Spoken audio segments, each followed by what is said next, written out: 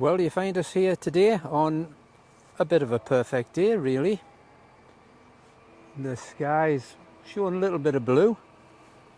It's nice and fine, it's nice and warm, there's a little bit of a breeze. But most of all, we've got the combine coming down the road, getting ready to go into the first field of wheat. That's just a wonderful sound, that, the sound of the combine coming down the road. It's great.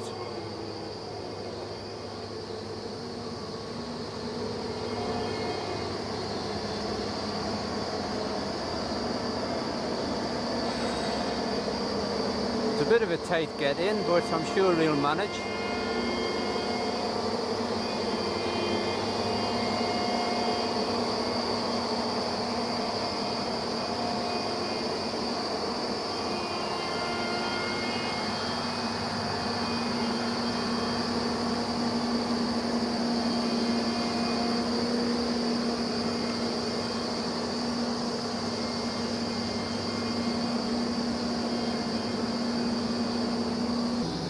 Getting ready to put the header on.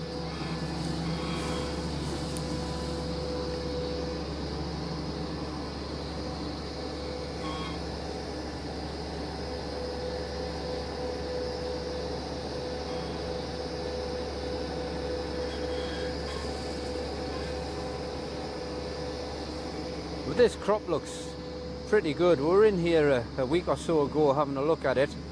You may have seen the video. But this is good. This is a field called Joe Bell's. I think it was probably farmed at one point by a guy called Joe Bell. What do you reckon? So we'll just get it all wired up and attached and we'll be ready to go.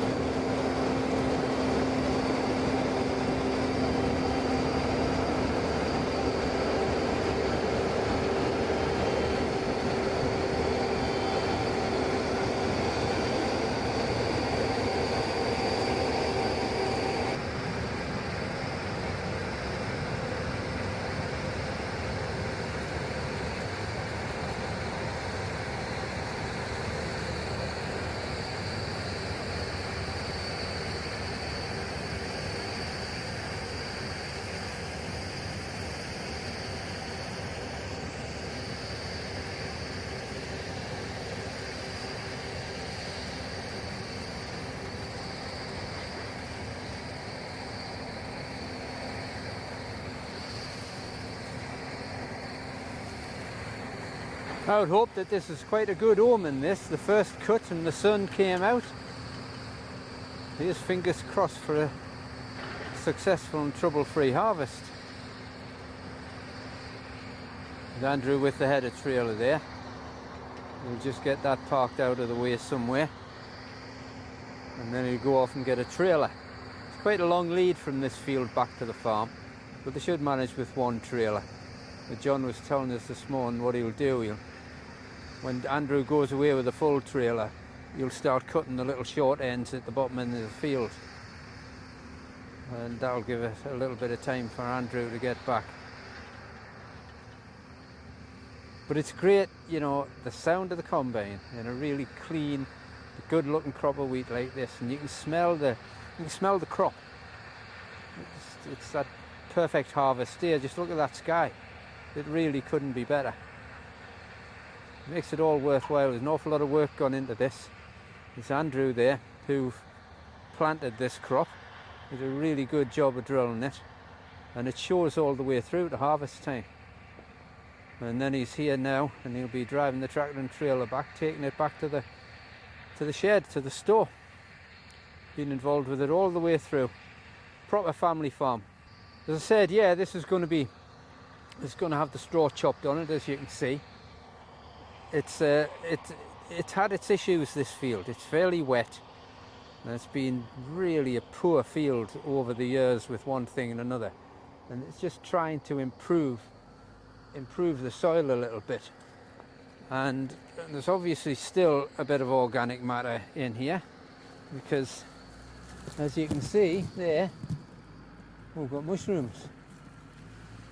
But along this top edge, if you can see this top edge of the field here, in years past there's been nothing at all on that headland. It was so wet, and it just never grew anything. It was a really sad piece of land, but we deep loosened it for this crop, and it seems to have done the power of good. And chopping a bit of straw and getting it back in, it really does good to the soil, gets the worms active and all of that. And it's all about regenerative farming properly and feeding the soil. So yeah, that looks great. He's stopped now, so he's probably just messing about with a few settings or something like that. So we'll catch him again coming back down.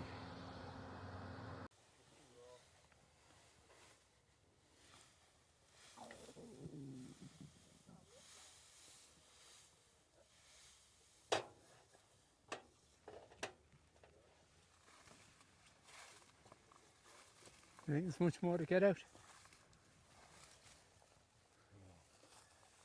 Wait and see. How long's a piece of string? It's a fair bit in there, you know. Aye, but I think it's looser towards the front. Right. And I'm hoping once we start it going, it'll just churn it out. Yeah. But I think we need to just get this back end emptied, so we put that plate forward. Right. So it just comes out whole. Yeah. And then check if the chopper's working on it. Right. Oh, Scott, you fucking hero! I think the excitement to harvest, you know. When I was walking up behind the combine when you got started, I thought, there's not a lot of straw on the ground here, but I never kind of made the connection, because I was so excited about starting the wheat harvest. What I should have done is to run up and wave my arms and, John, there's no straw coming out the back of here. But I was just lost in the moment. So you can blame me again. It's alright, these excuses. It is really, but at least I'm man enough to hold my hands up to it. Start the year acting negative, Steve, then maybe the cosmos will take a bit of pity. Well, yes. That'll soon be done, man. That bloody sun's hot. Jesus. Can't stand in the shade anymore. I wish they would hurry up a bit, because it's hot out here.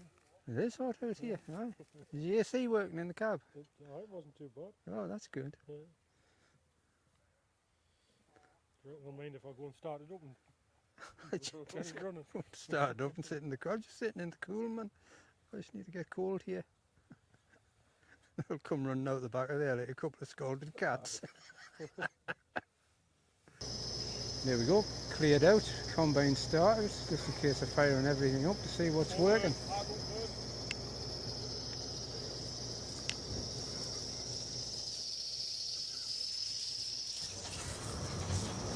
There we go. But the question was the chopper cylinder turning, and is that why it blocked up?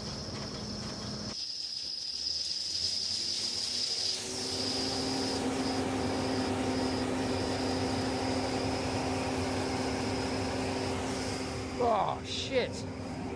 It's come from the front to the back, so it's cleared what was left in there. It's just a case of them chopping knives turning. Oh, the lid's going down.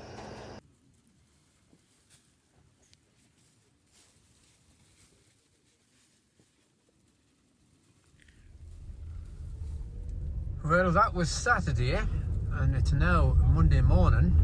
Well, nearly dinner time, lunchtime, and what a difference a couple of days makes. We've had a fair chunk of rain, and it's blowing a hoolie now, so I thought I'd come up and see how they got on. So let's have a quick shufty into the field and see if they got this one finished, which they have. Oh, that's good. So got this one done. I just had to disappear. I had stuff to do. We got the header left here. They must have took the combine back to the farm. But I've got this. One of the lads sent me some bits of video of them doing this, so I'll put that up now.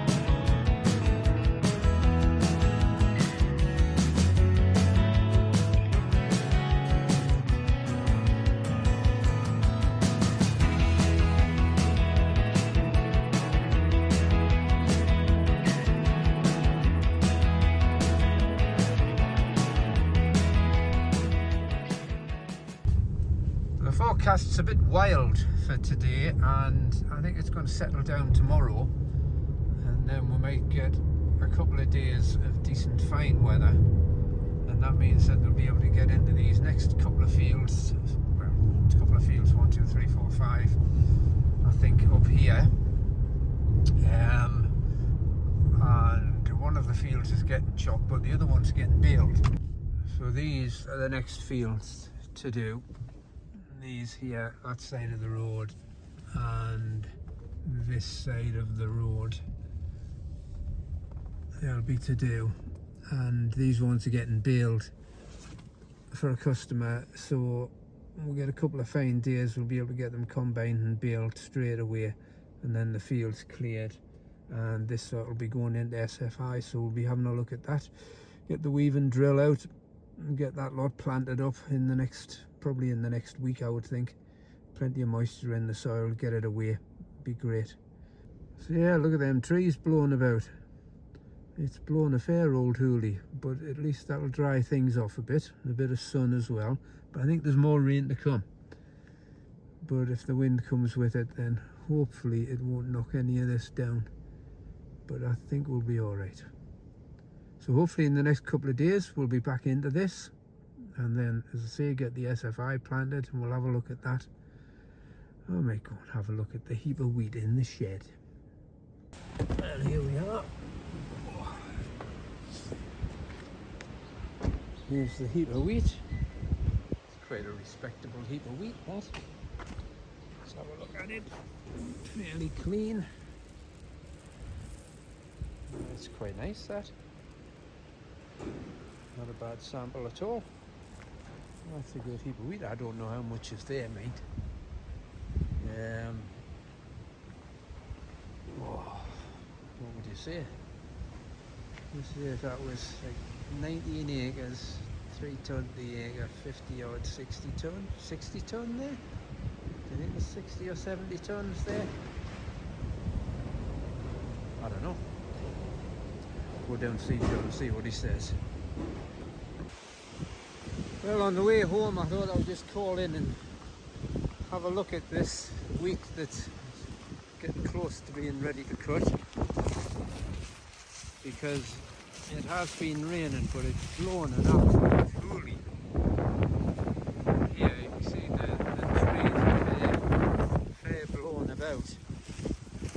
We'll see if they've got a bit of bindweed coming up through there, and a few bits of weeds coming up. Such an open, fairly thin crop, letting the sunlight in.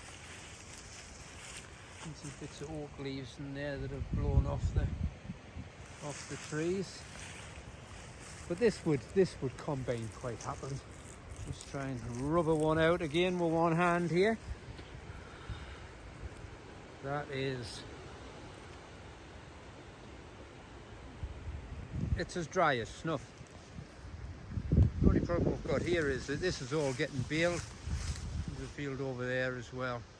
Field there, field over the road. Okay, it's fairly sheltered where I'm stood here. Maybe it's not too bad.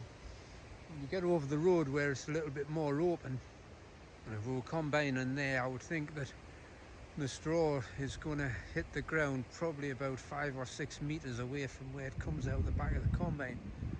So the baler would have to be even being right up the backside of the combine. I don't really think it would do it. We need this wind to drop, just solely because we're baling this. So I would think, I don't know, maybe worth coming across and having a go. Give John a shout and see what he thinks.